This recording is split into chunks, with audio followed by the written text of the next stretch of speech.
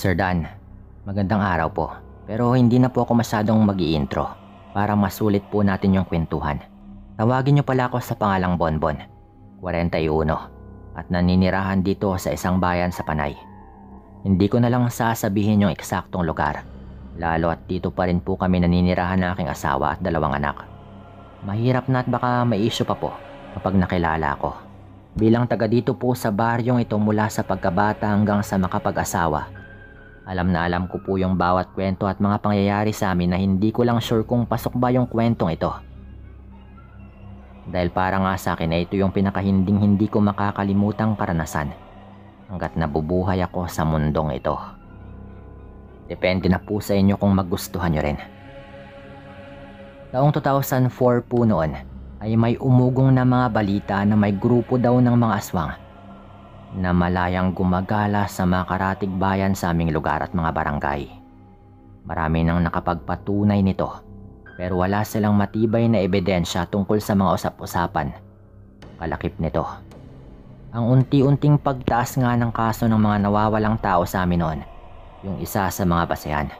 Kaya naman yung dating usap-usapan ay naging isang kaso na nga na dahilan upang mabahala yung aming lokal na pamahalaan. Nung una po kasi ay mga bata lamang yung naire-report na biglang naglalaho sa hindi malamang dahilan. Hanggang sa naghigpit na nga po yung aming barangay noon at hindi na nga pinalabas yung mga kabataan. Lalo't natatakot rin po noon yung mga magulang na baka may kung anong mangyari sa kanilang mga anak. Medyo liblib po talaga yung lugar at tago. Kaya doble ingat po sila, lalo na nga kapag sumasapit na yung dilim. Nagkalat sa buong lugar yung mga tanod noon. Meron pa nga minsang mga pulis na siyang tumutugis doon sa nasabing grupo ng mga aswang. Dahil sa pagiging mahigpit at pag-iingat na yon sa baryo, ay walang napapabalita na nawawalang mga bata. Parang tumigil po yung mga nabibiktima. Subalit isang araw po noon, ay muling umugong yung balita tungkol naman sa magkakasunod na pagkawala ng mga kalalakihan. Edad 20 hanggang 50 anyos. Kaya naman todo nga yung pagpapaalala na magdoble ingat na nga po kami. Ganon rin po yung palaging sinasabi nila nanay at tatay namin noon. Sa nakatatanda kong kapatid na si Manong Disping, na noy nagtatrabaho na nga sa bukid at parating ginagabi sa kanyang pag-uwi ng bahay.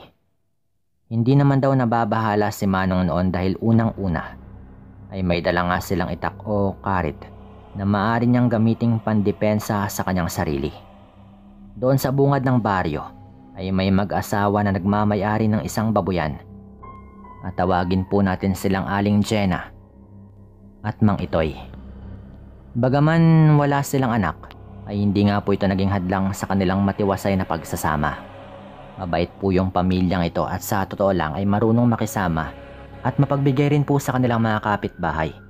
Kung tutuusin ay kilalang-kilala nga po sila sa buong baryo, pati na sa mga karatig lugar sa amin noon, dahil kakaiba at literal na masasarap po yung kanilang mga baboy na binibenta. May iba pa nga pong mga taga Maynila na kumukuha noon at sinusupply din po sa mga palengke doon. Natatandaan ko pa nga noong karawan ng aming punong barangay na tawagin po naming Mang Buting, ay kanila po itong niregaluhan ng 2 malaking baboy. Tumatanggi pa po noon si Kap, pero sinabi naman po ng mga taong baryo na ihanda na lamang niya ito upang mapagsaluhan ng lahat. At pumayag na rin po ito at malugod ngang tinanggap yung regalong yon. Nung mailuto na nga yung 2 baboy, ay halos mabaliw nga yung lahat ng aming mga kababaryo. Dahil sa amoy pa lang ay alam nga nilang masarap yung lechon na pagsasaluhan namin. Kaya naman lahat ng mga taga-baryo ay masayang-masaya dahil sa pagdiriwang ng kaarawan ni Kap Buting. 2 araw naman yung makalipas pagkatapos nun ay misteryosong naglaho ng parang bula yung ninong ko na tawagin po nating Badong. Isa sa mga tanod nitong si Kap Buting. Takang-taka nga yung mga kaanak niya, maging yung sa mga partido namin kung saan nga maaring nagpunta itong si Ninong. O kabilang na rin ba siya sa mga taong dinudukot ng mga grupo ng aswang. Hanggang sa lumipas pa nga po yung mga ilang linggo at dumaan rin yung mga ilan pang buwan, pero walang Ninong Badong na bumalik. Kaya muli na namang nabahala yung aming punong barangay at muling nagpatupad ng curfew tuwing 10 oras na nga ng gabi. Isang hapon pagka-uwi ko galing eskwela, inutusan nga ako ni nanay na magtungo sa baboyan ni Manong Itoy upang bumili ng 1 kilong longganisa na pang-ulam at pang-baon na rin naming magkakapatid dahil meron din po silang binibentang mga ganon. Pinipilit ko pa nga na isama yung isang kapatid ko pero tinatamad po ito kaya naman ako na lang po yung nagpuntang mag-isa. Naisip kong maaga pa naman nung mga sandaling yon at hindi naman ako aabuti ng 1 oras kung umuwi ako agad. Dala nga yung 1 bag na paglalagyan ng longganisa ay tumungo na nga ako at nagpaalam pa muna kay nanay na naglalaba nga nung mga oras na yon. Habang naglalakad nga ako patungo doon sa baboyan nila Mang Itoy ay napansin kong kakaunti na lamang yung mga taong naglalakad-lakad sa kalsada. Kaya naman naisip ko na magmadali na at baka abutan pa nga ako ng dilim sa daan. Kahit na may pagkaliblib nga kasi yung lugar namin ito ay marami namang mga tao na nanirahan. Kaya't hindi naman gaanong nakakatakot. Nang makarating ako sa mismong baboyan, ay sumigaw nga ako ng ilang ulit sa labas. Ngunit wala akong nakitang tao roon. Kaya naman sinubukan kong pumasok na lamang tutalay bukas rin naman yung gate ng bakuran nila. Doon ko na lang tatawagin si Mang Itoy sa loob para makabili nga ako ng longganisa. Bulong ko pa sa aking sarili noon habang dahan-dahang naglalakad. Papunta na nga ako sa may tapat ng bahay nila nang makarinig ako ng mga taong nagsasalita. Kaya inakala kong naroon nga yung mga tao sa bahay. Dahan-dahan akong naglakad patungo doon. Nang matanawan ko naman sa malayo yung mag-asawang si Kalay at Robert. Napawang mga kaibigan rin ni Disping. Babatiin ko pa nga sana silang dalawa noon nang bigla na lamang pinalo ni Aling Chena si Rupert sa may uluhan.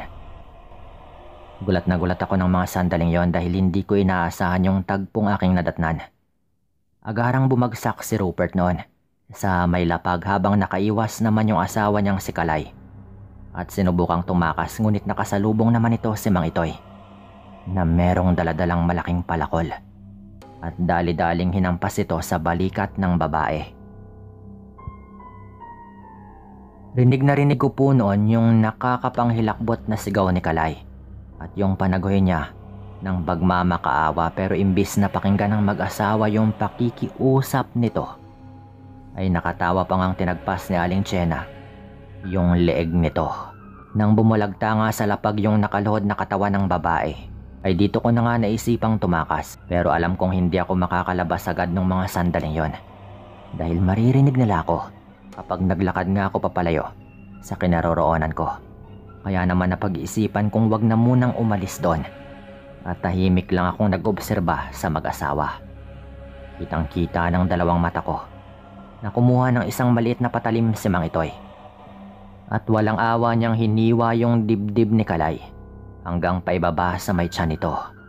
Agad na bumulwak yung lamang loob nito at umagos yung sariwang dugo mula sa babae dahilan upang mag-amoy malansa. Ganoon din yung ginawa ng Ginoo sa walang malay na si Rupert. Ginilitan muna ito ni Aling Chena bago biniyak ni Mang Itoy yung tiyan nito at dinukot yung mga lamang loob. Rinig na rinig ko pa yung paghagok nito bilang huling hininga. Masuka-suka po ako noon pero pinilit kong hindi gumawa ng ingay dahil alam kong maririnig ito ng mag-asawang si Mang Itoy at Aling Chena. Nakita ng dalawang mata ko nang ihulog nga nila sa koral ng kanilang mga alagang baboy yung bangkay ng dalawa. Malamlam na nga yung kapaligiran noon nung magpalit ng anyo yung mag-asawa bago pagsaluhan yung lamang loob na kanilang kinuha. Para ba silang mga baboy na gutom na gutom? Punong-puno ng itim na balahibo yung mukha nilang dalawa at nagkaroon ng lampasang mga pangil sa bunganga habang sumisingaw yung mabahong amoy sa paligid. Hindi kaya sila yung napapabalitang aswang na kumukuha ng mga tao? Sa isip ko pa noon. Nang mapasulyap nga ako sa mga bangkay na inihulog nila sa koral ng baboy, ganoon na lamang yung paninindig ng mga balahibo ko nang makita ko yung isang pamilyar na mukha ng isang bangkay sa may gilid. Medyo putikan po ito, pero alam kong ito na nga yung ninong badong ko na nawawala kamakailan lamang. Napansin ko na punong-puno na nga ito ng kagat at patuloy pa ring nilalantakan ng mga baboy na alaga ng mag-asawang aswang. Sa makalawa, merong o-order sa atin ng 2 baboy para sa kasalan.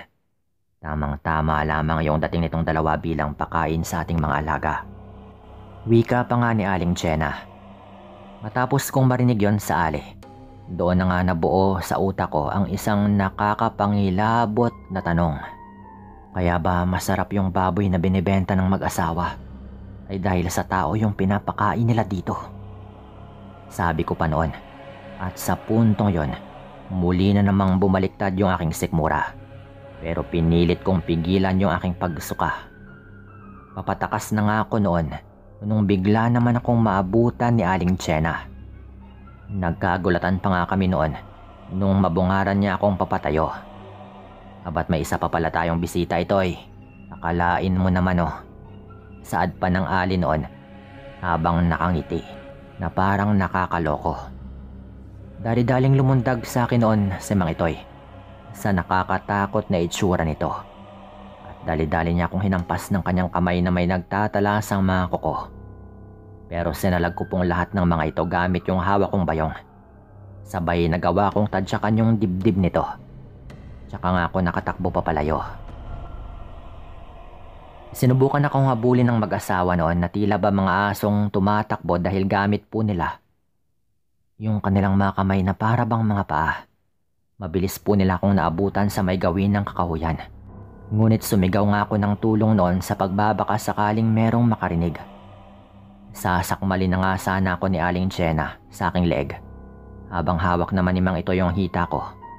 Nang biglang mapatigil nga sila sa kanilang ginagawa. Maya-maya pa ay magkakasunod na putok ng baril yung umalingaw-ngaw sa buong kapaligiran. Dahilan upang tumakas nga silang dalawa dahil natakot rin yung mga ito. Pagmulat ko ng mga mata ko ay nakita ko nga si Manong Disping kasama yung 3 tanod at sikapbuting na may hawak ring baril. Grabe po yung takot ko at nanginginig talaga ako noon na nangangatog rin yung tuhod ko na parang hindi ako makatayo. Pero inalalayan po nila ako noon at pinakalma. Kwento ko nga sa kanila yung tunay na mga nangyayari at lahat yung aking mga nasaksihan sa bahay nung dalawa. Tumawag ng backup noon si Kapbuting sa kanyang radyo bago nila pinasok yung babuyan ng mag-asawang aswang. Pero pagpasok po nila doon ay wala na rin yung mga ito at hindi na rin nakita sa bisinidad ng lugar na malamang ay nagawa na nga rin po nilang tumakas na doon. Tila ba iniwan nila yung sandamakmak na mga baboy nila doon? Nang ganon-ganon lang. Halos manlumo po yung lahat ng mga tauhan ni Kap noon, maging si Manong Disping nang ituro ko nga sa kanila yung mga bangkay ng taong sa tingin ko ay nawawala. Ilang katawan rin po yung nandoon. Kasama na si Rupert at yung asawa nitong si Kalay, pati na rin yung ninong ko. Alam po naming mga naroon na magdudulot yun ng matinding takot sa aming lugar. Kaya't pinakiusapan po kami noon na ilihim na lang muna yung tungkol doon. Kaya't yun po yung aming ginawa. Pero syempre hindi rin maiwasang kumalat yon. Marami sa mga kababaryo noon yung hindi pa naniniwala. Pero kaming mga nakasaksi ay syempre alam namin yung totoo. Magmula naman pong mawala yung 2 aswang na yun sa lugar ay hindi na rin naulit pa yung mga ganitong pangyayari. Pero para sa mga kagaya kong nakaalam ng mga nangyari, hindi namin malilimutan to. Gayunpaman ay dito ko na rin tatapusin yung kwento. At maraming salamat po.